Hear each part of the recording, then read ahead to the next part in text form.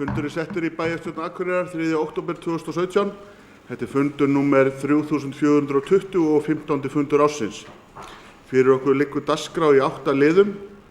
Þá það fyrsti dagskrárliður í útsendri dagskrá. Það skíðasvæði í Hlíðarfjalli, umsókn breytt deiliskipulag. Ingibjörg Ólöf Ísaksen, bæjarfulltrúi, tekur til máls.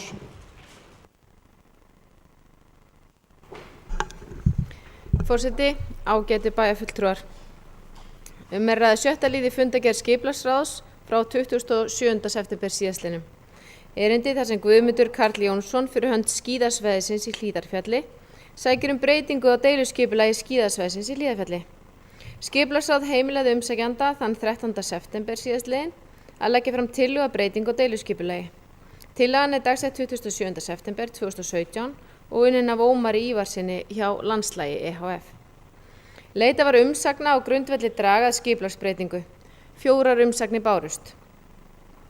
Frá Frístundaráði og Skíðafélaginu sem gera engar athugasemdir við fyrirhugaða deiluskipulagsbreytingu.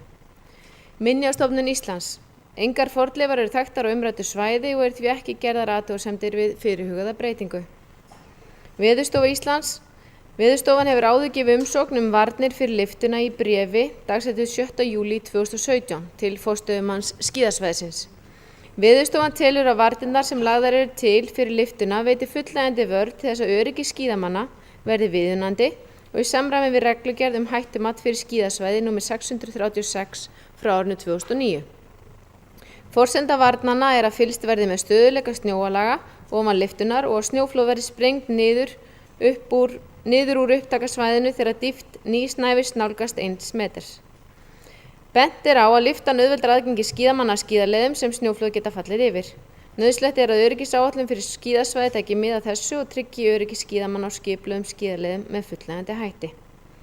Skipulagsráð leggur til við bæjarstjórn að deiluskipulagstillagan verði samþykkt og sviðsstjóra skipulagssviðs falið að annast gildistöku hennar samkvæmt 3. málsgrein 44. grein skipulagslaga nr. 123 frá árinu 2010 með síðari breytingum.